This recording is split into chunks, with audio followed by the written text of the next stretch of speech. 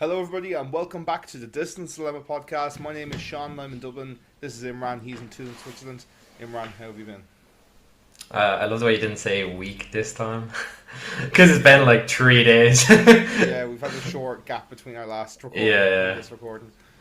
Lately, like the past four podcasts have been like finding schedule and slot times for us. We're kind of like, we're turning into like a business and we're like just trying to find like, oh, what days can you work in college kind of thing.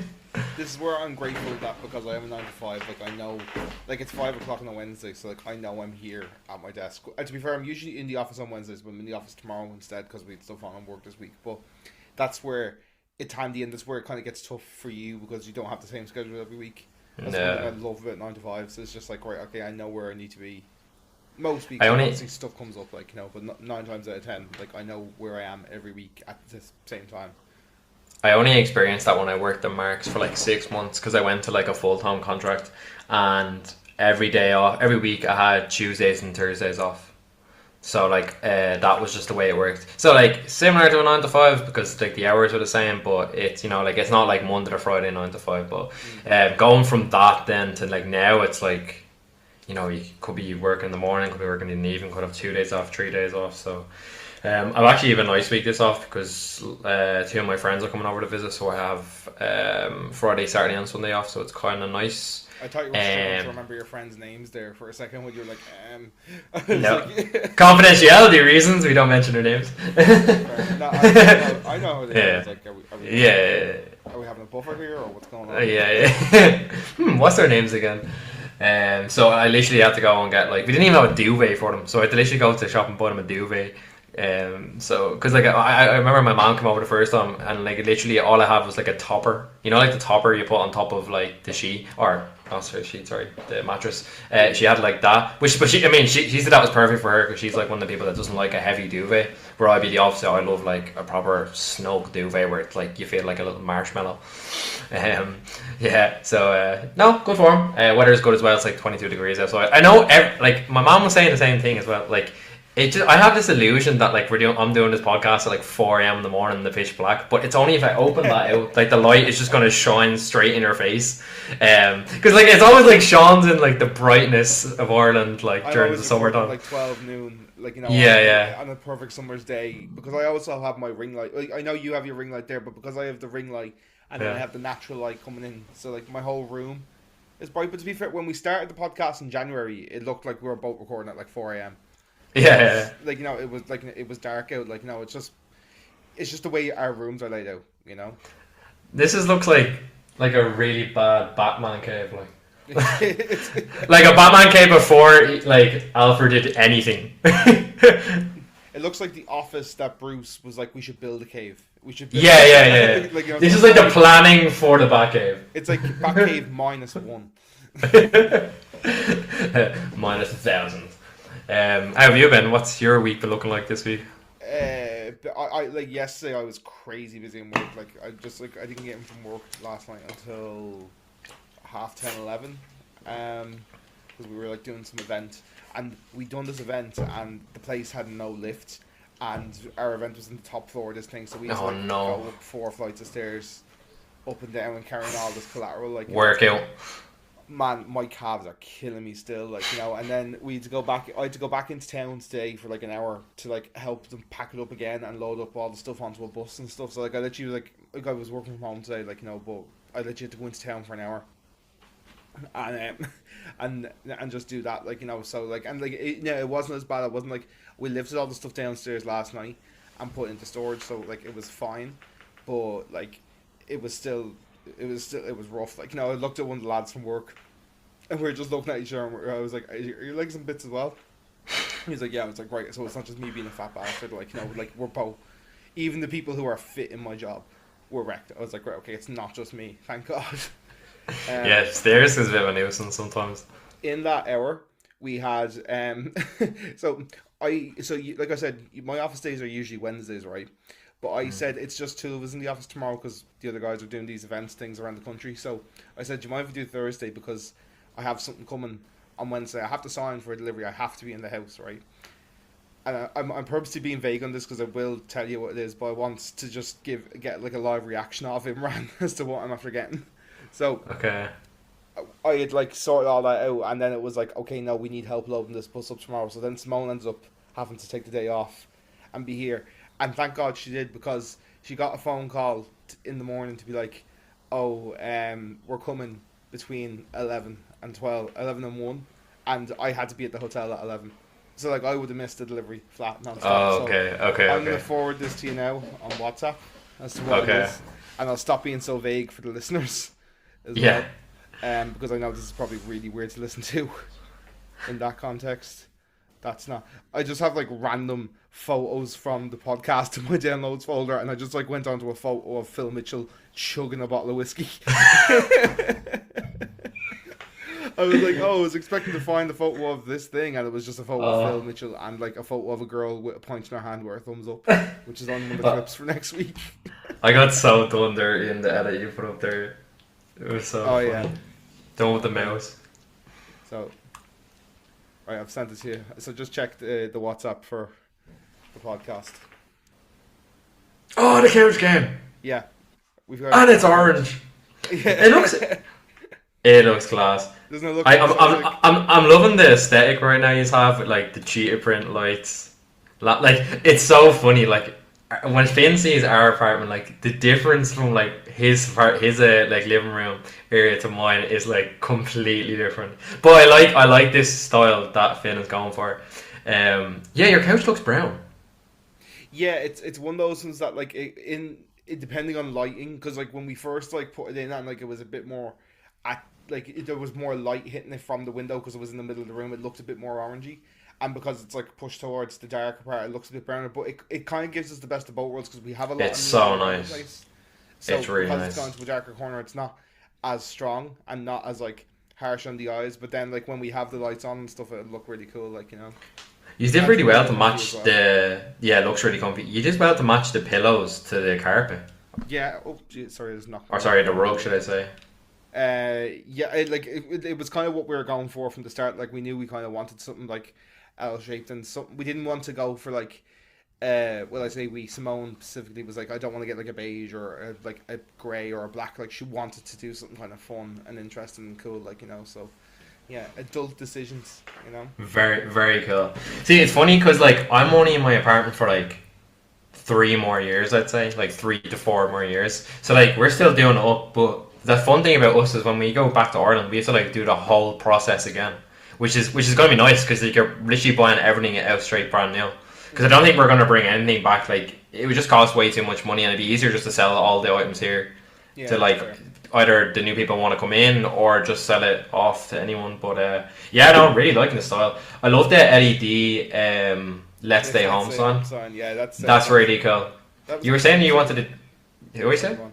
No, you go You were ahead. saying you wanted to do that in the hallway as well. You were like Yeah, so saying we're gonna something. so, like we painted the hallway in bland and black, and then we like want to, because like that gets like zero natural light anyway. Like I think it literally gets maybe like half an hour of light coming in the front door, um, so it's not like, it's naturally just really dark. So what we've done is we've painted it black, and then we're gonna put some neon signs around the place, and like we put a mirror in the hall as well. So the mirror has made it look a lot bigger as Yeah, well, yeah. and opened up a lot more space. And yeah, we've put up so like at the bottom of the stairs, like not in like in the hallway, like on the stairs, we put like a coat rack there that has like a shelf and stuff as well, and then that has like an Nice. automatic light that turns on. So whenever like it like senses motion, like when you're putting your coat up, it'll like light it up. So like while it's dark, that light will help you see everything and stuff. Like it looks That's well. sick. Like, you know, I'm just delighted the hall doesn't look like it just like the walls weren't done. Like we had just torn the wallpaper off and left it like that for a while. Like, you know, and to be fair, I have to give Simone all credit on that. She done that whole thing by herself, because I am dreadful. Because like the walls needed like filling in with plastic and stuff, and like I painted a little bit of the hall, but Simone's done like the landing and the upstairs part, and she's smashed it as always. Like, you know, so Shout out to Small. shout out Simone, what a legend. Yeah, next Bob the We also Builder. walked in like right before we started recording, because I was working before this as well, and she was like, I don't think it's very hot here today. It's 23 degrees here today. Right? Class. So, and she was like, I don't think you've had enough water today. So I got a glass of water with some circular ice cubes, from my little Amazon. That's like that's like that meme. It's like when your girlfriend's in a bad mood and so you ask her the basic questions like, "Have you had more than 2 meals today? Have you drank 3 liters of water? Have you watched your favorite show?" I am under on all those metrics. I did have some water earlier, but like I'm trying to get in the habit. The thing is, like, I used to be great for drinking water, but man, the amount of times you piss when you have like it's so annoying. water a day is mad. Like, you know, that's one of the reasons. Like, I didn't like purposely stop, but it's one of the things that really disincentivize you from doing it. Like, you know, especially when you're like busy like us, where like, we're constantly on the go and stuff. Like, you know, I normally like I probably would drink a lot of water still, but it's just because I'm more in the house than I should normally be. So I have a reason to like just go. It's, you know, I can just walk across the room and just get water, especially in work as well, because I'm right beside the bar. Like the kitchen's like literally 10-second walk to the bar. So I try not have soft drinks. So I'm just gonna try have water. I mean, obviously, if the weather is good, like, you know, now Coke Zero or Coke with a bit of ice and a lemon, you know, can't go wrong. Summer vibes. Hot take: I don't like lemon in my Coke. Do you know? No, that is a hot take. I don't like lemon in general. Like, I really don't like lemon in a lot of things. The only thing I would purposely like seek out lemon to put on something would be like fish. Like, I like like a fish. But I wouldn't, you know, lemon and Coke or like lime. I don't mind lime, but I would, again, like, it's one of those ones where like if I see the bartender about to do it, I just ask them to not do it. But if they've already put it in, yeah. You're not like a you're not a citrusy fruit kind of guy. No. What's like top 3 go like fruits for you? Fruits, bananas. Yeah. Number one, I love a banana. Probably apples, then, and probably oranges. Then I know that's like the most basic white boy answer for like 3 best fruit, but like, man, like, it's basic for a reason. It's like because they're good. Yeah, they're class, and I like bananas when they're like about to go off. Like, I like them when they're starting to bruise naturally. You know, because like I know some people like them when they're still like green or like, yeah. I'd be like them. I'd be like that. I like them ripe. I think they're a bit too sweet at that point. Like, I like them to, like, you know, go have a bit, just get a bit of texture to them, like, you know. Have a bit of darkness in them, you know.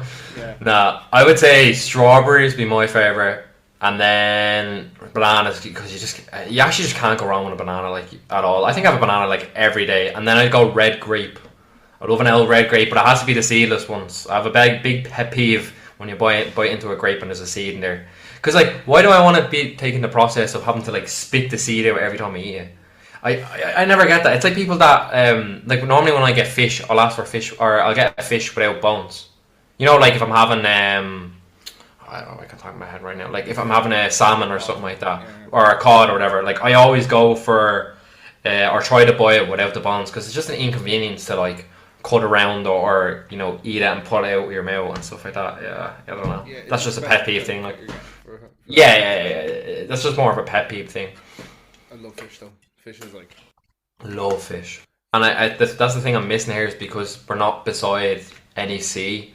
Like the only thing Switzerland has a lot of is lakes, but like other man-made lakes or lakes that have just melted from the mountains and formed into this little area, so they're actually lacking the fish. So the fish that we have in work is like imported from France, but it's not great. That's one of the benefits of living in Ireland is you'll always have good fish. Yeah, our seafood here in general is like top tier. I don't know if like since you've moved, I tried oysters in the last few months. Have you ever tried oysters? Yeah, not for me, but yeah, you had them as well. I've had them. Yeah, I tried. It was at a work thing, and it was like at like a fancy seafood restaurant that we were getting bought dinner for, and like even my boss was saying, he was like, if you want to try oysters, this is the type of place you should try them in, because you're guaranteed to like they're properly handled. Like it's like trying a steak for the first time in a steakhouse. Like, you know, it's like instead of like you know, having one burnt by your granny or whatever. Yeah. It's not the same thing as when you get a properly done steak in a steakhouse. Like, you know. True. So he was like, oh yeah, you should, like, you know, if you're gonna try them, get them here. This is the yeah. And I have to say, right, they weren't for me, but I see why people like them, you know. I get it. Like, one of the girls who worked with, like, loved them. She had, like, I think she had, like, 5 or something like that. And I was like, yeah, I get why you like it. It's not for me, but, you know, I get what the hype's all about, like, you know. For me, it's the texture. I don't think it actually tastes bad. It's just the... how do I describe it? Like... trying to like get it down your throat is the part hard for me, and that's pause by the way. And so that's probably my only thing with oysters. Have you tried lobster? Have you had lobster? I really want to try No, I've lobster. never had lobster. I've had like the thing is, I've had crab, but I've only ever had like shit frozen crab. I've never had like Okay, yeah, proper, yeah, like proper it's one of crab. those ones that like I want to like order when I go to a seafood restaurant again. Like I was tempted to get it. I was actually my boss was encouraging me to get the lobster, and the lobster was like so expensive. I'm talking like twice the price of anybody else's dish, and I was like, I cannot be doing this on a work day out. We should Like go I love try fish. We should go try like different kind of fish at like maybe even like a paella place. You might be able to get like a lobster or love something like that. paella. Paella is Yes, so underrated. so Love paella. good, man. I love that being in Spain and just walking into a paella store. Just most things about Spanish cuisine and like Mexican cuisine is just banging. Mexican is really like in the last like I'd say like 6 months, Mexican has shot up on my like top like food cuisine. Like I probably have Mexican once a week, whether that's like going out to Bujum or Zambrero, or like I'll make them at home. Like I'll make fish tacos here, or I'll make nachos, or I'll like do some form of burrito at home as well for my lunches or something like that. Like it's Mexican is like it's the easiest to make at home as well, because like a lot of it is raw ingredients. Like you're usually just cooking one type of meat and then throwing loads of raw shit on it in the form We of a always tortilla. have literally we have a lot of fajitas. Like I think we have fajitas maybe once a week. It's just like our favorite meal that, like to go to because it's like a mini takeaway without having a takeaway. In my way because I enjoy it so much eating it. Now I have to say, if you order fajitas at a restaurant, you are an attention seeker. Do you ever, do you ever Because see there's the steam that's been Yeah, fucking yeah. Do you fun. ever see people ordering them eating sizzling platters and they fucking have to shut half the restaurant down just to walk it down the fucking aisles and drop it to your table? Like, you know, I'm Skillets not. are so hard to eat around the skillet as well. Like sometimes the oil just splashes up at you while you're trying to eat it. Everything about that meal is inconvenient, and if you're ordering it, you're just an attention seeker. I actually can't not agree with you there with that one. That is Like so I that's just I'm so not fun. dissing the dish. Like it is really nice. Like I like Yeah. fajitas as well. Like I'm just saying, if you order that in public, knowing it's coming on one of those plates, you're an attention seeker. I would just be panicking like if I was eating and let's say like I like pushed it too hard one way and like fell back on me. Like that's like burning hot oil. Like imagine being on a first date and you just like you drop the skillet onto her. That would be that would be like the worst case scenario you can happen like. I remember there was like a first date I went on with before, so it was obviously before I met Simone, and it was like when I was dating before Simone, like, you know, and like I ended up with Simone then at the end of all that, like, you know. But I went on a date with a girl, and we went to this place, Brewdog, you know, up the top of the docks, up the top Yeah, of the like Grand Canal Dock, right? And like, you know, you probably know this yourself. There's an unwritten rule that you don't order for chicken wings on your first date I because was they're really literally messy. only thinking I was about to say that to you after your point, but yeah, perfect one. Yeah, so you don't order chicken wings on the first date because they're messy, they're sticky, and like, you know, they get all over you, and they leave your fingers all in a mess as well. Like, you know, so they're just not an ideal first date etiquette. Like, stick to the soup or something like that. Like, you know, Yeah, no. some like But we both wanted chicken wings, and they said, "Well, do you fancy splitting these?" Like, you know, shoot, like we're grand, so like it's not as bad. So we split a okay. portion of chicken wings, and like, man, when I tell you, like, I have a decent tolerance for spice. Right, my nana Joan, shout out to Joan, has such a like palate for spice, and my mother was the same. Like, they all love really spicy food, so I have a decent tolerance for spice. Like, you know, I'm not the spiciest guy around, like, you know, for that sort of stuff, but I have a good tolerance of spice. Holy shit, man! These things came out and burned the mouth off the two of us, like to the point where like my lips felt numb after having like four. And like because we had gotten them to share, it was one of these massive ones where you got like 30 wings, like, you know. And I was like, oh my god! And we both like got like, I think we both got like 5 wings in, and we had to be like, I actually can't have any more of those, like, you know, like it's genuinely hurting me to get through these, like, you know, and whatever. And then our thing came out, and our main. But I think we'd both gotten something similar, and both of our chips were covered in the exact same hot sauce. Oh So no. we had to be like, I can't eat those. Like, I'm sorry, like, you know. I'm presuming the day didn't go well. It went okay, but I just decided, I can't remember the exact, but we didn't go. I don't think we went on the second date, like, you know. But sound. The wings didn't continue the day. No, we didn't. We never got to that 12th wing. My biggest pet peeve is with wings is like if you order wings, like spicy wings, for example. I like buffalo sauce, but I don't like hot sauce. And the difference is between the hot sauce wings are just burning the mouth off you, where the buffalo sauce actually have flavor to it, and it's kind of like it'd be a bit like similar to Cajun sauce. Buffalo sauce is very similar with just a tiny bit of hot sauce in it. That's what I think makes chicken wings nice. It's just when you go to a restaurant and you ask for buffalo sauce wings, and then it comes and you're like, you burn the mouth off you, where it literally feels like all your gums are on fire, your lips start to swell. Like, it's not even an enjoyable experience. Some people like to make eating like an endurance contest, like, you know. Yeah. Like, Not for me. we're Not here for to me. enjoy ourselves, you know. All right, this is so off topic, right? I just wanted to bring this up because it keeps coming up my feed, and I don't know if it's just me, it has a weird algorithm. I want to know if it's on yours. So there's a debate going online right now, and I'd be yeah. And we were talking about it in work, right? So there's a debate online at the moment, guys, talking about who would win in a fight. So it's a silverback gorilla versus 100 men at like peak performance. Like, I'm talking like Apex athlete, you know, NFL players, endurance kind of thing. Like, we're here going on. Let's even swap it. Let's say like rugby players kind of thing, right?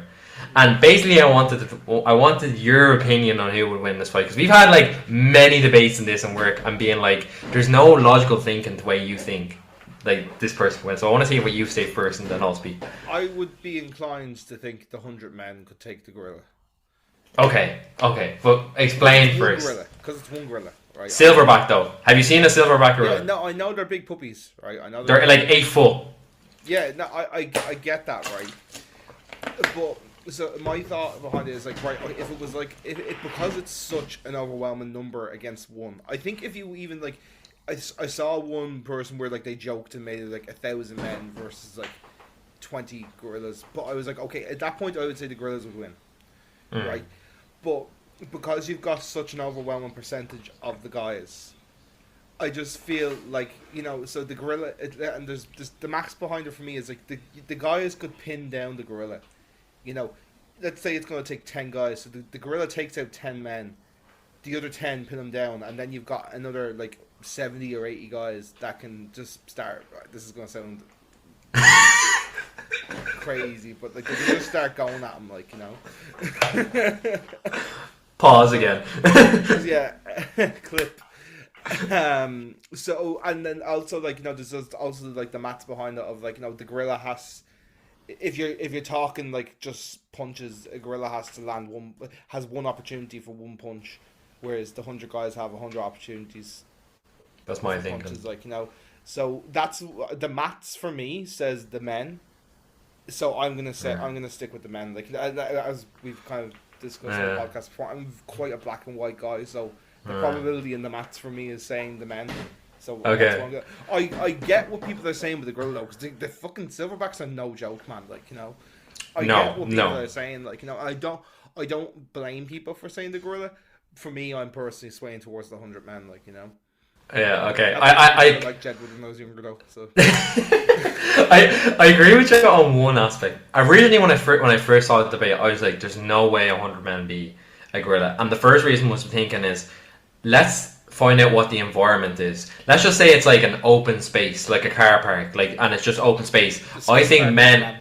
Yeah, like the skate park and bench. I think, like, in my opinion there, I think the men have the better chance because there's more angles that they can come at the gorilla from. So, you know, they can come from behind, one could grab his leg, like you were saying, and they can pin him down and go at him, pause. And then the second thing I'm thinking is, the reason I backed the gorilla the first time is, let's say they're fighting in a jungle. That gorilla can climb, and he can come up from above. And that's what I'm thinking. Like, and again, like we were saying, let's be honest. If the gorilla hits you once, you're probably dead. Or, you know, and then aggressive possibility, or at least going to sleep for at least 15 minutes. Yeah, a long time. So there's two aspects to it. My heart says the gorilla. I don't know why. I just feel like I feel bad for the gorilla a little bit because he's being outnumbered by 100 dudes that are in like peak performance. You know, like the guy who was doing like the 5 a.m. routine. We're talking like 100 Dwayne Johnson's, like. Yeah. We're talking like your man Ashton Hall doing the 5 a.m. routine, of The everything in question his is, life. can the gorilla jump into the pool, stay midair for 4 minutes, and then land? That's the question we should be asking. I don't know, is like if there's weapons involved, like the gorilla probably doesn't have a chance. Like there's so many different No, you ways of can't looking give at this. weapons. Like, yeah, I think you're Yeah. right, but I think as well, if you're putting 100 men up against one gorilla, the gorilla needs to be on home turf. I Oh, think, see, so he's in the jungle. So that's what I mean. but yeah, well, I think if you're gonna do this logically, because we're obviously this is a very serious topic of conversation. Yeah. I think though, It's- if you're gonna line up this experiment, you got to give the gorilla there's 100 guys, you got to give them some home turf, because if you, like I said, if you put him just in the middle of a skate park and Blanche, they can just whack his head off the corners. The gorilla doesn't have the intelligence to do that.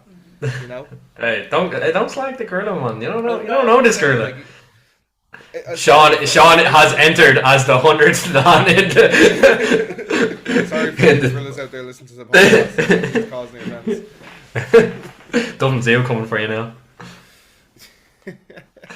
Man, it's just literally... I don't know if I didn't know if it was just my algorithm, but like my whole feed, like the whole week, has been like every third meme or any like topic has just been the gorilla versus 100 men, and people talking about it like in depth, like in comment section, like going into like, is it on home turf?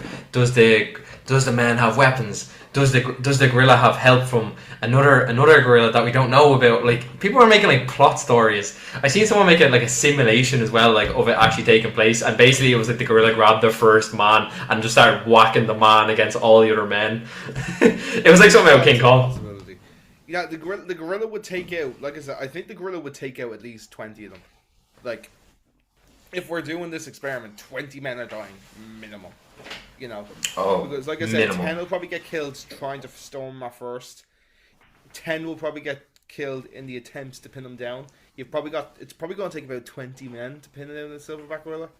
And then you got, like 50 or 60 there left to, to punish him. Or whatever. I don't know. Why are we having this conversation? That's just the way you said punish him. Imran, we're 25 now. Like, come on, dude. What the fuck are we talking? How did we go from me getting a new couch to fucking silverback gorillas against 100 guys? Like, no, it's just because you said punish him. Oh, that's getting clipped. That's getting clipped. Oh, that's brilliant. Anyway, did you ever see ones where it's like there's a very like specific kind of version of that meme, like where like the comments just go way too in depth, where it's like it'll be like some sort of like stupid household domestic, of like something not being clean, but like it'll just go like the comments and it'll just go like deeper and deeper and deeper into it, and like it's like they'd be incredible. I just find them so funny, it'll start off by the car wasn't washed, and it'll end up on like some like fucking quantum space universe or something. end up on like the space station or something like that. It'll just build a rabbit hole of tweets, and it's Reddit. artistic, but yeah, Reddit. It's funny. Reddit was fucking brilliant. It's so funny you said that because I literally watched Finding Nemo with Nicola the other night, and Nicola was falling asleep, so she went to bed early. But I was like, you know what? I started it. I'm just gonna stay up and watch it because I haven't watched it in a couple of years, and I just went. I don't know why. I went on Reddit to just read about a new Marvel movie coming out, and funny enough, Finding Nemo came up. No way your phone's listening to you. Imagine that. Anyway, and this is it. Nemo was going to be in Avengers Doomsday. No, literally.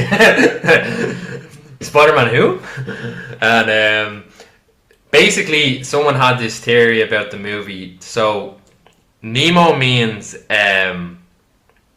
nobody in, I'm pretty sure it's Mandarin.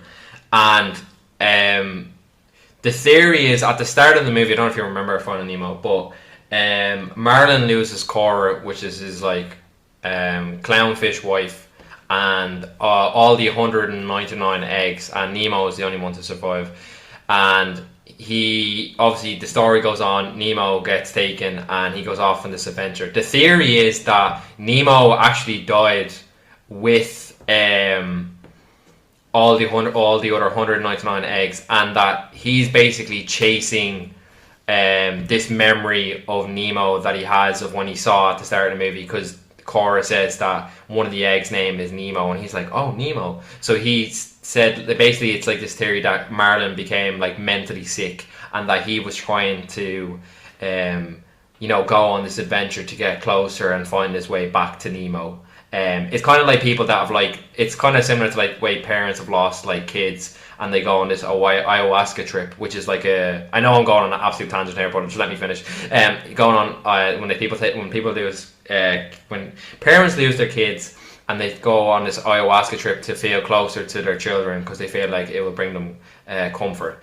And then this theory is that in the movie, Dora is only being spoken to from this group of fish that are giving them directions. They don't actually talk to Marlin. So there's this theory that he actually made up Dory as well along the way for comfort as he's trying to find Nemo. I know this sounds like wild, but the more I was reading into it, and I can see the makers of Finding Nemo when they were working for this at Disney, maybe this was like a small concept that they had originally that like was like thrown under the rug, because like that happens a lot with kids movies where like, there's different stuff that's actually going on behind the scenes that you don't actually notice. I know to you this is going to sound wild because you're a very black and white person, but when I was reading that, I was like, the more and more you actually look at it, it does make sense in some kind of manner. Anyway, that's my tangent finish for the week. Well, now I'm just sad.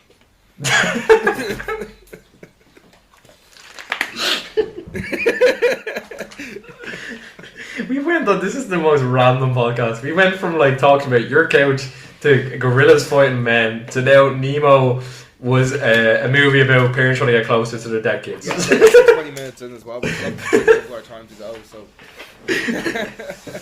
yeah, I don't know. Like I don't read that much into films that much. Like like maybe with films like Inception and Interstellar and stuff where like it's like the plot is meant to be like kind of multi-dimensional and stuff, like whereas like I feel like you could like spin some sort of conspiracy theory out of every film, like and of I course. think it's just fun.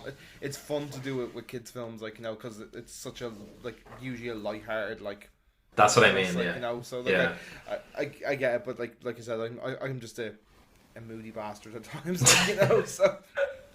You Reddit people, you Reddit people really need to get yourselves checked out.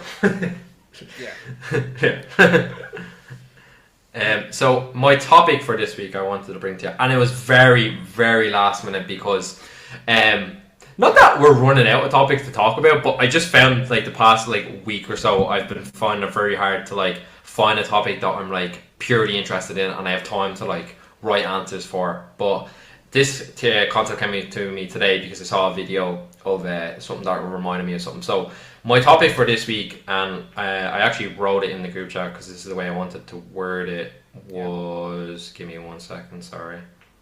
I can read that. You have it in front of me. Yeah, you have it actually. Go on, me say it now. Okay, so Imran's topic for this week is moments that will stick with you for the rest of your life. So like one question I had on this is this like public things like like 9/11, or is this personal things? It was meant to be personal, so okay. Yeah. Right. Okay. Well, Went straight away automatically into 9/11, Yeah, no. This is the maturing aspect he's at now. Personal resonance for you, Imran. I don't know. Number one dad killer. But I'll let you kick off on this just because I'll let you kind of set the tone. Yeah, and like some of these are just going to be like sport related, but we've had a very like lively start to the episode. This shit's going to get real deep real quick. Yeah. This is so the first one, stick on the kettle, and if you're on public transport, you're probably already crying anyway. So just enjoy the ride. Yeah, ask the lab beside you for a tissue. So the first one I had was being a kid watching the 2008 UEFA Champions League final. And the reason I say this was because I'm a United supporter all my life, and Shaun can probably agree with me in this terms. Like the joy you have when your team like plays well all season and wins something is beautiful. Because I already know, like for him, it was definitely one of the Champions League finals as well. Like he's like. Two times. I'm lucky enough to see my team win it twice. Like I know you guys have obviously won it more times, but I've been lucky enough to see my team win it twice. Yeah. So when I remember being a kid and me and my mom did karate back then. I was only like 8 or something, 8 or 9, but I remember the whole game and everything. And what's called, we went to karate, and then I like begged her, can we leave early because I wanted to watch the final at home. And back then, this is when like the TVs had antennas, you know, like when you're literally trying to get the best signal. I lived down in Cavan at the time as well, and we got back to the house, and I literally ran in the house in my karate gear, and I like refused to get like, because my mom was like, oh, go shower and stuff like that. I was like, I'm not showering at all until this game was over. Obviously my mom didn't think the game would go to extra time and then go to penalties as it did, and then obviously everyone knows it went down. John Terry slipped and then we won the game. But like that for me, I just remember bawling my eyes out as a kid, like just with pure happiness, like to see your club win something. And for them, like obviously during that time period, it was great being United supporter growing up because we were the top dogs for a long time when Sir Alex was there. Not so much these days, but that's just one memory I have being a kid that I like. It's gonna stick with me forever. Like that, it was just pure happiness. You can go off for the next one. I'm on the absolute opposite end of that scale because I was on the losing side of that final. Yeah, true. Which is funny enough, Chelsea supporter and stuff. So yeah, I'd not like similar in a way. I'll kind of like, I don't want to kind of like say the same stuff that you had, but I remember the day Chelsea. So when we won our Champions League then in 2012, so that was a Saturday night. You know, similar to what Imran says, and to be fair, we actually played shite that season as well. We were really, really bad that year, funnily enough. But we came 6th in the league, but we won the Champions League. So, look, grand, and it's like such an amazing feeling, and that's great. And then the next day, I was playing a match myself, and I was like, I've never been the best footballer. Still am to this day, like, you know, and especially like then I was like trying to play striker. For anybody who knows me personally or has seen a photo of me, I'm not built to be a striker. Like, you know, I'm built to stop things going into the goal. You know, it's just due to my height and my width. You know, but so the next day after that, me and my team were playing football, and I was playing striker, and I scored a goal in the last minute that won us the league that season. So, you know, I probably wouldn't have brought that up because, but like it's something that whenever I think of that final, that always kind of pops into my head, you know. So like, you know, it's kind of like one thing where I was like, oh my god, that was a great weekend because on the Saturday we won the Champions League, and then like I had personally like helped us win the league, like for my team, like, you know, your Parts Town, shout out Hearts. Were you on that team? no, I wasn't. I was down. I didn't join. You were on the team after, weren't you? After, yeah, the team after. The thing is, like, most people laugh at that, but in my opinion, it's like if you grew up playing sports, and like I'm sure every lad who enjoys football has dreamt about scoring in front of a packed stadium, last minute winner, and diving in the corner on their knees, like it's, or like taking their top off and just running crazy, like jumping into the crowd and shit. Like every lad has thought about this. Some poor woman walking at Jack Russell. Yeah, I didn't actually. The poor Jack Russell's like, I got her face. I was like, come on, your Parts Town. She's like, nah, I even get that as well. Like I used to love like just scoring in games. I never really scored a last minute winner, but I did score a couple of good goals and stuff like that. But I a lot from when we played football together. Like I don't remember like a lot of like single games. Like I remember a lot of training sessions. Games, like, and training sessions. Training was so fun. So training, that was like my most enjoyable time playing football. Because do you know what was great about that, right? Because when we were on a team together, we were past the point of like, I was like, right, this group of lads, they're not going to make it pro. That doesn't mean we were all dreadful. You're still quite a good footballer. I think I have my strengths. I don't think I'm the worst footballer in the world. No, definitely not. Like, but it was very clear that, like, you know, it was a group of lads that were not going to be making a pro, like, you know, so it was all a bit more just for the laugh and the kind of camaraderie of it. So yeah, it just made it much better, like, you know. That was a great year playing football, to be fair. And it was just like wild, awkward footballers. Like some footballers literally had like 2 left feet, but they'd score like absolute bangers in training sessions. I won't name any names, but there's one guy I can think of, and like he was terrible, like shocking, like he was great crack like on the team, but like he'd shoot from like he missed from like 2 yards with like a tap in, but then he'd shoot from like 45 yards out with his left foot, and it would go flying into the top corner. Everyone would be like, "What the hell?" That was such an enjoyable time playing football though. Like I remember, because I played football for the school as well a couple of times, and like Asher with the lads growing up as well. Like, and that time period, I think it only lasted like maybe 8 months as well, the whole season, because I joined late as well, and it was just such so fun. Like it was like loads of different people from school as well that you probably wouldn't have actually talked to that much as well, and everyone got along great, and the managers were really good, cool as well. Like, but yeah, that was another good one. I'll go on. I did have another sport one, but I'll say it anyway. But I won't talk too much about it. Basically, Dublin won the All Ireland 2011. We hadn't won it for last time we won it before that was 1995. Growing up, Darry, I've talked about him before on the podcast, he used to bring me to games all the time. Like, I've been to over nearly 1,000 Dublin games, something like that, all throughout the years, because I've just been to them all the time growing up. So, like, something deeply in my heart that I've always had with me, like, I love watching the Dublin games now. Don't get to go to them as much when I started working and stuff like that, so we just used to go to ones here and there and try to get tickets for the final and stuff. But anyway, we won in 2011. I brought Darry along with me because at the time we just ended up winning tickets out of the club. And there's just one memory I have for it. So basically, at the end of the game, I won't talk too much about it. Stephen Cluxton scores like a last minute point to win us the All Ireland from like 45 yards out. It was great, terrific memory. Everyone was buzzing and stuff like that. But Darry saw one of his mates, and Darry's a small fat lad, like with a bit of a bear belly. You know yourself. Like I'm not gonna do him bad. Like, he is. He's respect on Darry, man. Yeah, he's like them minion looking lads. You know what I mean? Like, you know, bald. Plays golf, has a bear belly. Shout out to Darry, we love you. And yeah, Darry, don't mind him. Like I remember meeting you in Super Value shortly after he left. Like, you know, I value you and your existence and your presence. And yeah, don't listen to him, man. Love you. He's making me out like I hate him. Like, I'm just saying the facts here. Like, anyway, I'm the kid. Like, I'm 11 years old, and I'm going crazy, jumping up and down and stuff like that. But Darry like saw his mate, who also is bald and has a belly, and he comes like running. So I'm like 11 years old, in between, getting like a belly smacking like this, and like they were like hugging and like jumping up and down. There was flares and everything. But I just my only memory is my head just whacking between them two bellies. Oh man, I literally will never forget that till the day that it was just so funny. Like, and everyone was just the best humor as well. So yeah, another sport one related, but I'm sure you might have some couple of more. Yeah, I'm gonna try and like steer clear. Yeah, that's my last sport one anyway. Yeah, that was my last sport one. I suppose. Do you know what? Right, man. The day we covered this one already last week, so I'm just gonna give you one really quickly and then move on to like an actual one where I'll talk a bit more about it.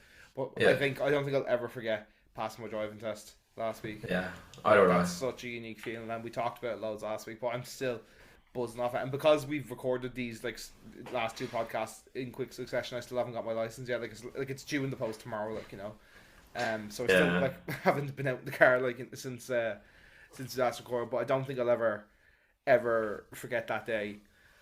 And then kind of like on a similar like kind of personal achievement kind of thing, like the day I got my degree, I was so proud and happy with myself, like, you know, because you've known me through school as well. Like, I was never like the smartest person in class. Not like I know I come across quite thick as well, and like on this and whatever. But I'm not the smartest guy around. But like I'm also like kind of fairly average intelligence wise, like, you know.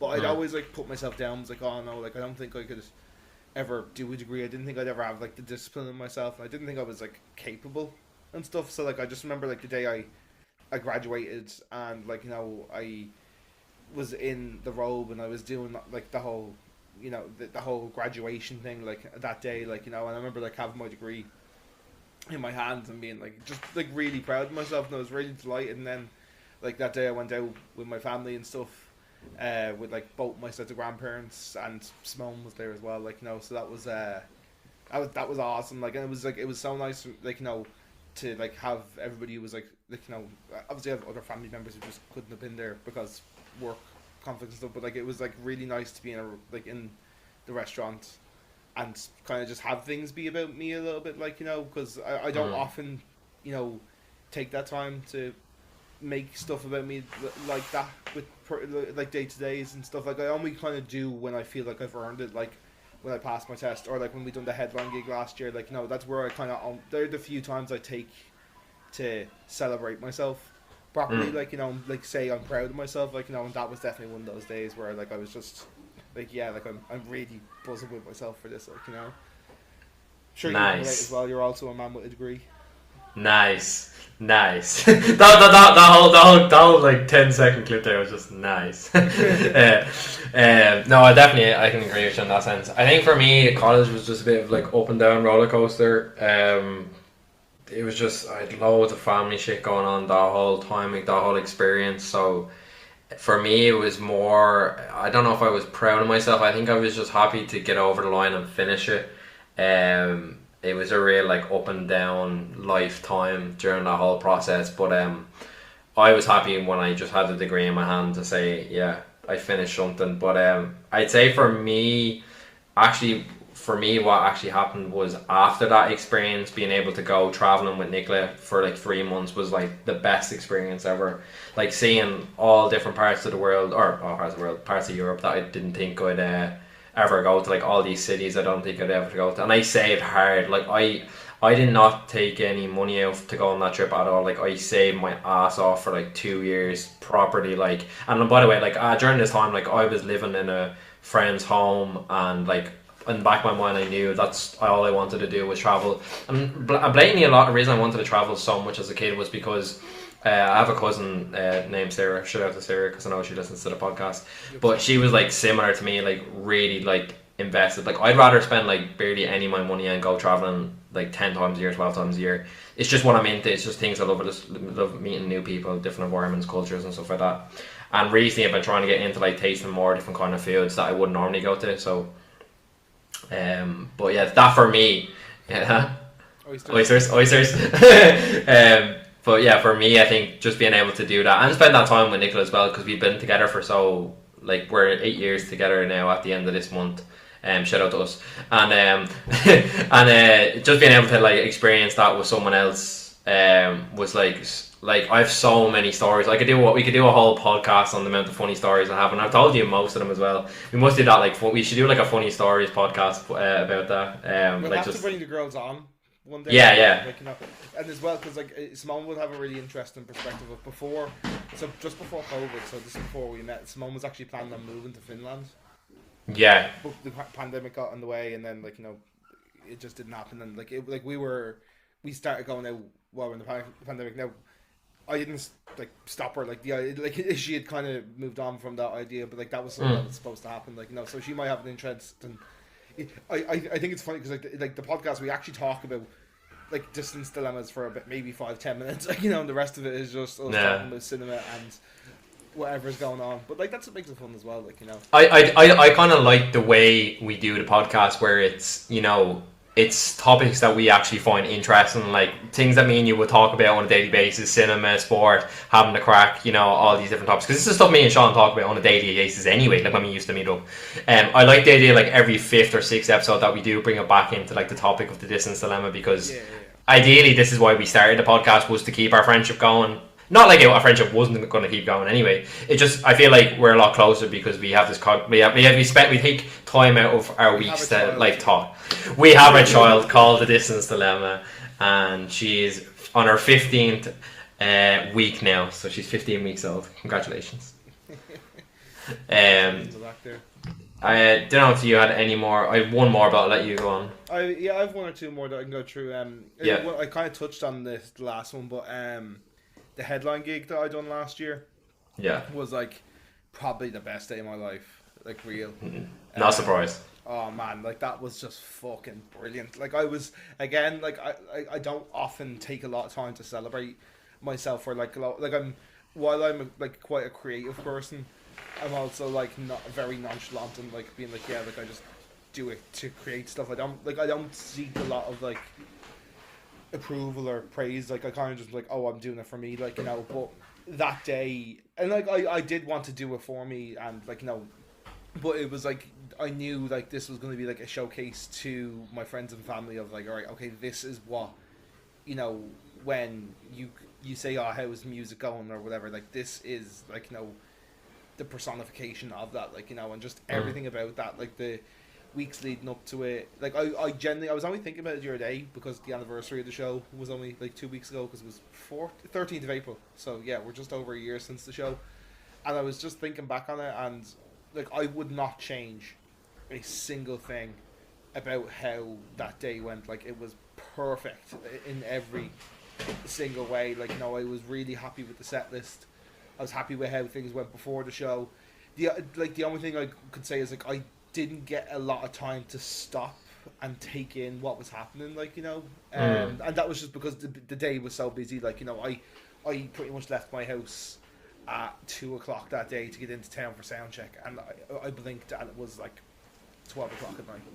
Yeah. And a lot happened, and that's why like I had like Liam and Lisa. Shout out to Liam and Lisa for being there to take photos and take videos and to capture stuff, and like like as well, because I was seeing so many people. Like obviously you guys were there as well, which meant a lot because I knew you guys were going as well. Like so it was great that you guys were able to be there before you took off. And I had lots of friends there from like when I was in college before, and people I used to work with, and like everybody really banded together for me, and I really like appreciate that. And like I was really proud of the show that we put on as well. Like was it perfect? Probably not. Being real, like but it was something I was incredibly proud and still am incredibly proud of. Like so that's always like one that we're like, I'm like fuck yeah, we did it proper as well. I also done it all by myself. Shout out to the guys in the band, shout out to Keane, Shane and Jack as well for being on stage at the time. They fucking smashed it, and rehearsals for the weeks before were like also some of the best crack ever as well. That's not dissing Billy and Adam, who are in my band now as well, like just while we're talking about that particular day, like so yeah, like I'll never forget that day, or hopefully I never forget that day for the rest of my life.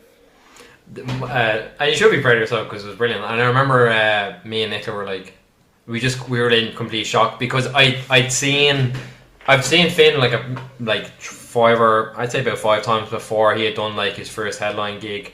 I have seen him do like a lot of acoustic sets and stuff, but that was the first time I'd seen him with a band, and I was like, me and Nicola were actually blown away. Like I remember Nicola said it to you like 4 times that night. I'm pretty sure after that she was so proud of you. But my funniest thing about the whole gig, it was brilliant and everything. My favorite thing was Simone holding the iPad for your mate. I'm sure, Finn Simone's girlfriend. Finn's girlfriend Simone basically held like this iPad screen like while Shaun played like a couple of songs for his mate back. I think it was in the UK. Lewis, I think it is. I think it was Zoom as well because I think him and my friend Sam were in. So and he was in like a cowboy costume. Yeah, and then like lighters like this as well we were playing. So I just couldn't stop laughing, like, because Adam was like really drunk and he was like crying, and then I was like looking at Simone, and I just could not stop like literally wetting myself as Simone recording this. Yeah, it was something actually. Sorry, I'm not just trying to like fill in the space to talk about my music here, but one of the things I absolutely loved about that night, and I was biting my tongue and trying not to spoil this for so long because I wanted it to be a surprise on the night. I even said to Liam, my photographer, who like came into the studio, I was like, I do not want you to take any videos of this. Like, I want this to be a total surprise. So like I was like, tools down while this is on, right? And it was the Love Story cover. We done a cover of Love Story. And I just thought it was the fucking funniest. But it was so funny because it was fucking good.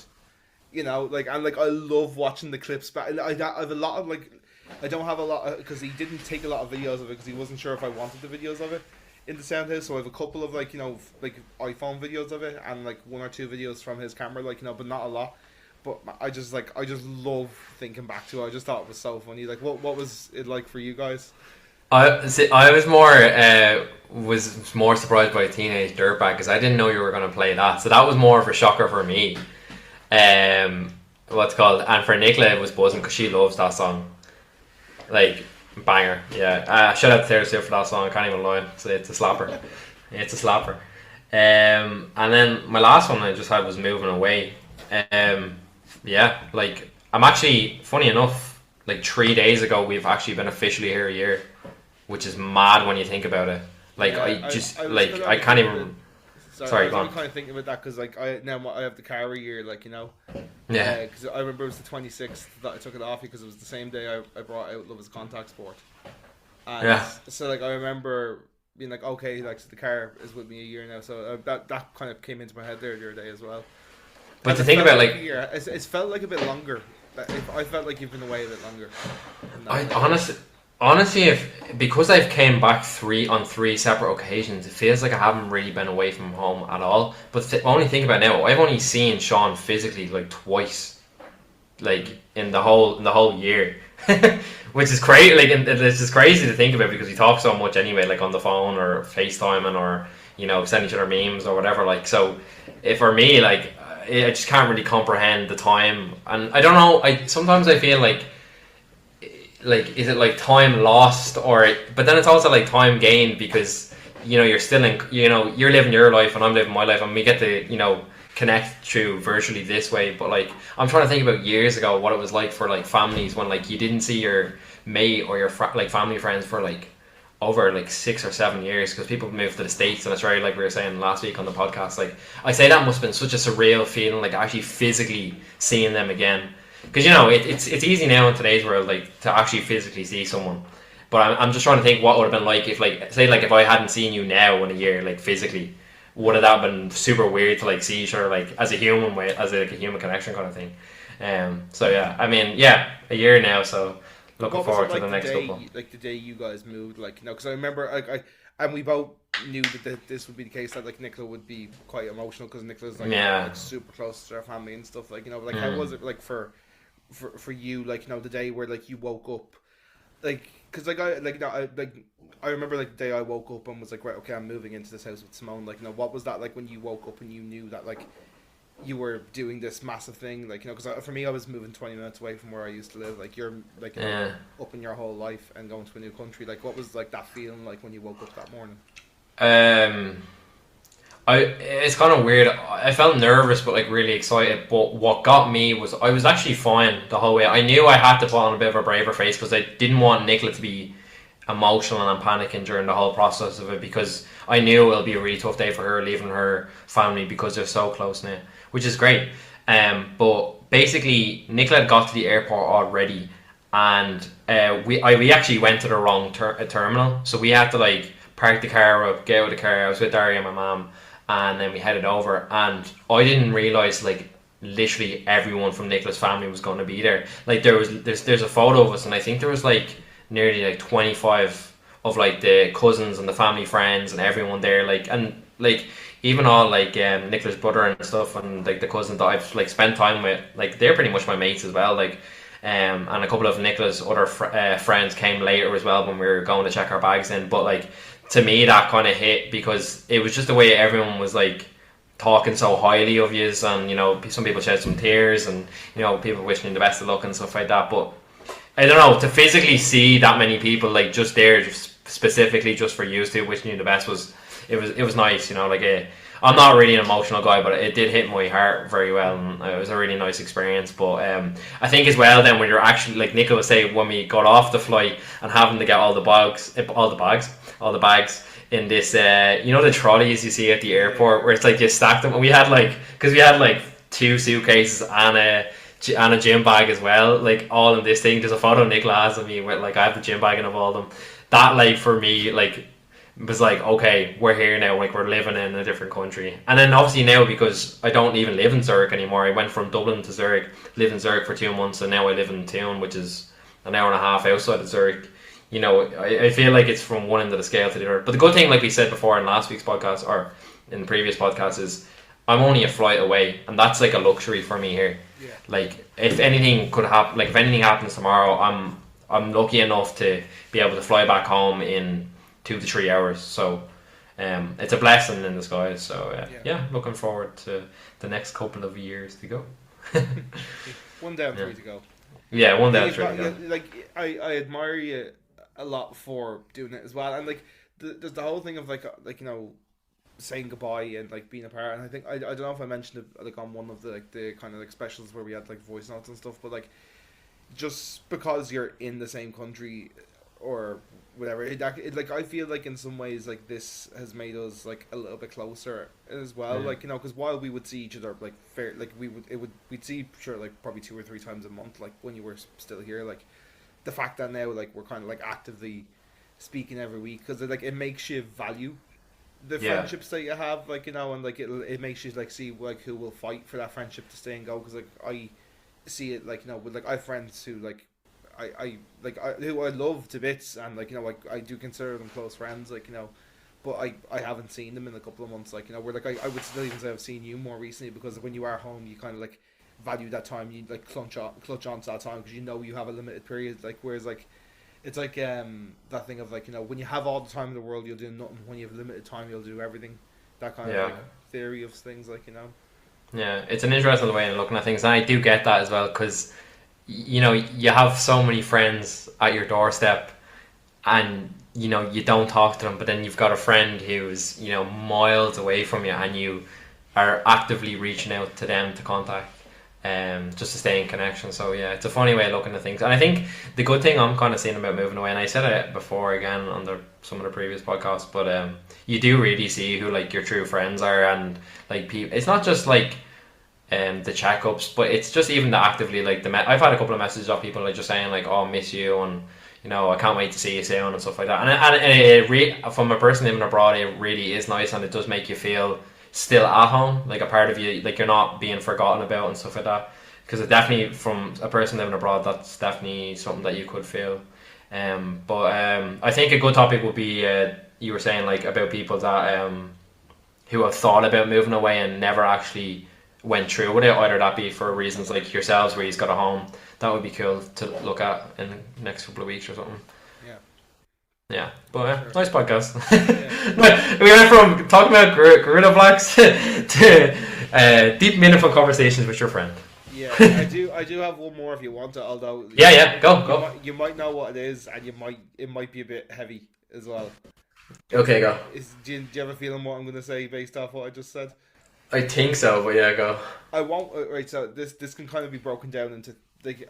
So I say it's a day you'll never forget, but I would more kind of class this as like a period that I'll never forget, because there's kind of 3 days in particular. And for anybody who I might like just give it like a slight trigger warning for anybody who like maybe doesn't do well with like super emotional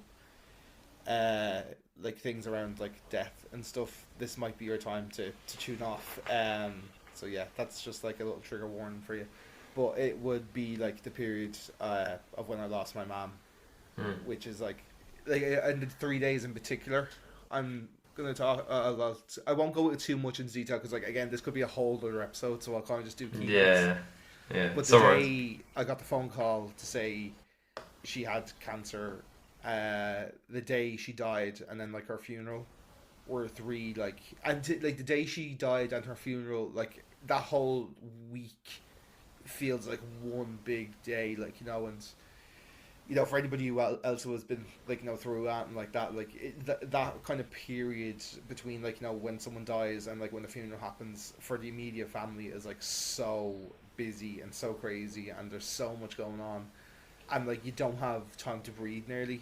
But yeah, for like quite obvious reasons, and as well, like me, you know, I won't go into it into too much detail because again, it could be a whole other episode, and there's also quite a lot of personal and family stuff that I don't want to be airing out dirty laundry and stuff like. No, but me and my mother were also on the best of terms when she got diagnosed with cancer, you know. So it kind of just added like a mix of emotions into the barrel, like, you know, which like she's not even dead a year. Like, no, my mother passed in August of 2024. She was diagnosed with stage 4 cancer in October 23, so she was less than a year battling.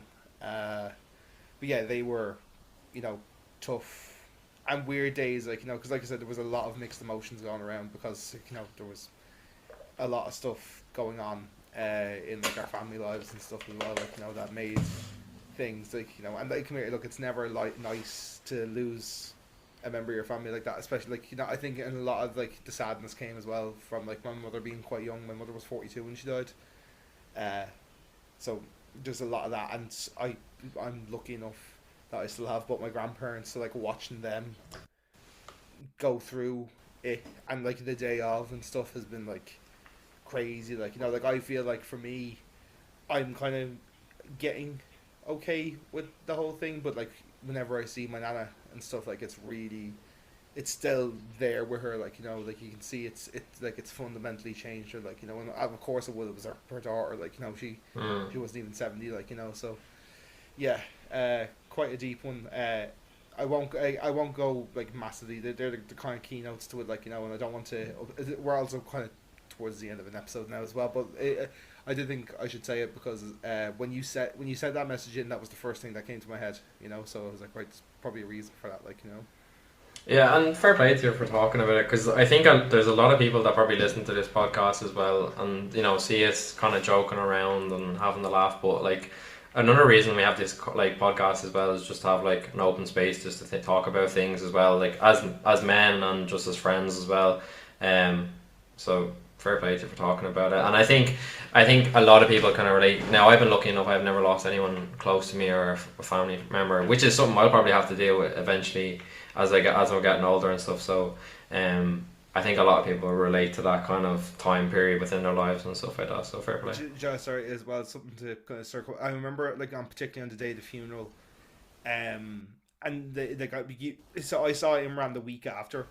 Imran was planning to come home, but I like the amount of people who came to the funeral for me, even knowing, you know, some of the dirty laundry about my mother and stuff, like, you know, who were there just for me, like people who I went to college with, people who I used to work with, people from my current job as well, like my whole current anybody in my current job who was in the country was at the funeral, and I was only in my company like 3 months at that point as well, like, you know, so like I wasn't like, you know, I wasn't a particularly familiar member of staff, like, you know, like I wouldn't, like, you know, they wouldn't have been like close friends, like, you know, like we're closer all now, like, you know, but I still would have been quite like the new guy in the office, like, you know, still getting trained and, you know, on my training wheels, so to speak, like, you know. But yeah, the amount of people that came was like, it was like such a eye opener, and it was like a lovely sense of overwhelmingness, like, you know, for people being there, like, you know, yeah, it was just like I said, like people who I used to go to school with, people I used to go to college with, people I used to work with,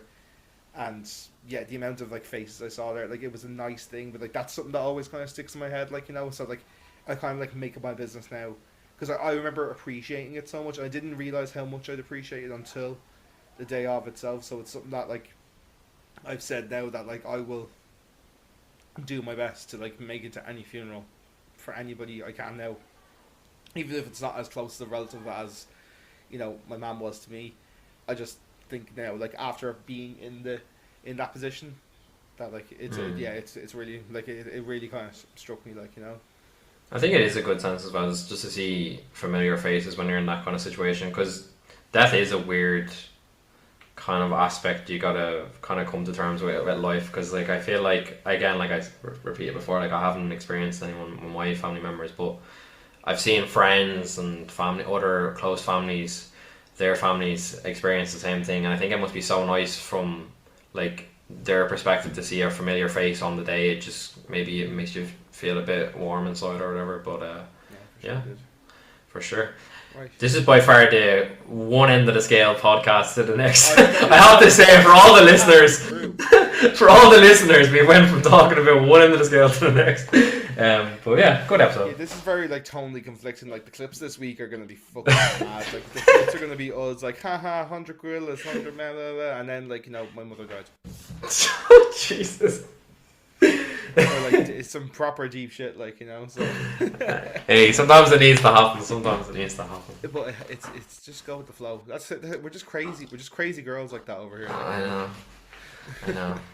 Right. Put your hair down, sunshine. Yeah, I think it's time to wrap up here. So yeah, guys, thank you so much for listening to the Distance Dilemma. You know, I'll just do a quick shout on socials. You can find us on TikTok and Instagram. YouTube. And YouTube, yeah. If you would like to watch our pretty faces, if you want to watch me and Imran almost flood into tears on both laughter and sadness in this episode, you can watch the episode on YouTube, or any future episodes you want to watch on YouTube. But yeah, thank you so much for listening to The Distance Dilemma, and we will talk to you again next week. Thanks, guys.